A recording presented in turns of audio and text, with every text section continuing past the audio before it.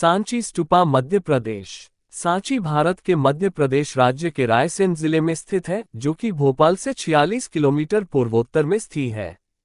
ये छोटा सा गांव बेतवा नदी के किनारे स्थित है और बेसनगर और विदिशा से 10 किलोमीटर की दूरी पर है।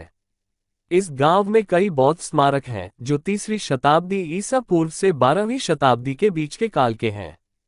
सांची एक नगर पंचायत है और यहाँ का प्रमुख आकर्षण है महान स्तूप, जिसे सम्राट अशोक ने 3वीं शताब्दी ईसा पूर्व में बनवाया था। इस स्तूप को सम्राट अग्निमित्र शुंग ने जीर्णोद्धार करके और विशाल बना दिया। स्तूप के केंद्र में एक अर्धगोलाकार ईंट निर्मित ढांचा था, जिसमें भगवान बुद्ध के कुछ अवशेष रखे गए थे। शुंग काल में सांची के स्तूप में एक महत्वपूर्ण घटना का उल्लेख है, जब इस स्तूप को 2वीं शताब्दी ईसा पूर्व में तोड़फोड़ की गई थी। इस घटना को शुंग सम्राट पुष्यमित्र के उत्थान के समय से जोड़कर देखा जाता है। विशेषज्ञों का मानना है कि पुष्यमित्र ने इस स्तूप को ध्वंस किया होगा और बाद में उसके पुत्र अग्निमित्र ने इसे पुनर्निर्मित करवाया होगा। इतिहास। शुंग वंश के अंतिम वर्षों में स्तूप के मूल रूप का लगभग दोगुना विस्तार पाषाण शिलाओं से किया गया था। इस नए डिजाइन में गुंबद को ऊपर से चपटा किया गया और इसके ऊपर 3 छतरियां बनाई गई थीं। ये छतरियां एक वर्गाकार मुंडेर के भीतर बनाई गई थीं। इसके ऊपर एक 2 मंजिला जीने से पहुंचा जा सकता था। साथ ही भूमि स्तर पर बनाई गई दूसरी पाषाण परिक्रमा एक घेरे से घिरी थी। शुंग काल में निर्मित द्वितीय और तृतीय स्तूप की इमारतें भी पाई जाती हैं, परंतु उन्हें बाद के सातवाहन वंश ने बनवाया। इन स्तूपों के साथ ही भूमि स्तर की पाषाण परिक्रमा और महान स्तूप की पाषाण आधारशिला भी उसी काल की निर्मित है। सातवाहन काल। तोरण और परिक्रमा सातवाहन वंश के शासकों के काल में बनाए गए थे।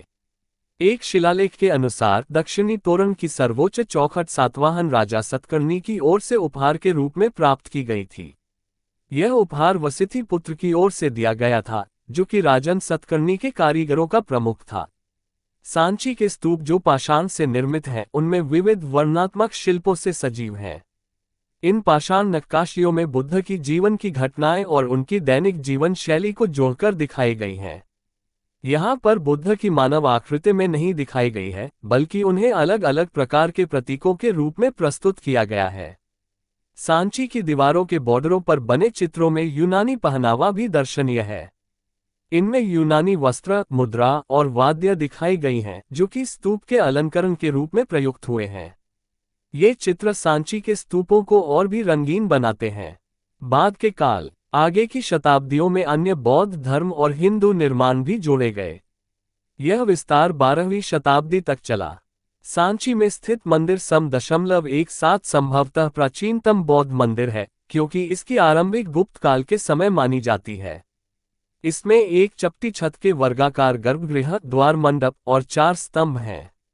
मंदिर का आगे का भाग और स्तंभ विशेष अलंकृत और नक्काशीकृत है, जिससे मंदिर को एक परंपरागत छवि मिलती है, किंतु अंदर से और शेष तीनों ओर से समतल है और अनलंकृत है। भारत में बौद्ध धर्म के पतन के साथ ही सांची का स्तूप अप्रयोजनीय और उपेक्षित हो गया और इस खंडित अवस्था को पहुंचा। पाश्चात्य पुनरान्वेषण। एक ब्रिटिश अधिकारी जनरल टेलर पहले ज्ञात इतिहासकार थे। इन्होंने सन 1818 में सांची के स्तूप का अस्तित्व दर्ज किया। अव्यवसायी पुरातत्ववेत्ताओं और खजाने के शिकारियों ने इस स्थल को खूब ध्वंस किया, जब तक कि सन 1818 में उचित जीर्णोद्धार कार्य नहीं आरंभ हुआ। 1912 से 1919 के बीच ढांचे को वर्तमान स्थिति में लाया गया। ये सब जॉन मार्शल की देखरेख में हुआ। आज लगभग 50 स्मारक स्थल सांची के टीले पर ज्ञात हैं, जिनमें 3 स्तूप और कई मंदिर भी हैं। ये स्मारक 1989 में यूनेस्को द्वारा विश्व धरोहर स्थल घोषित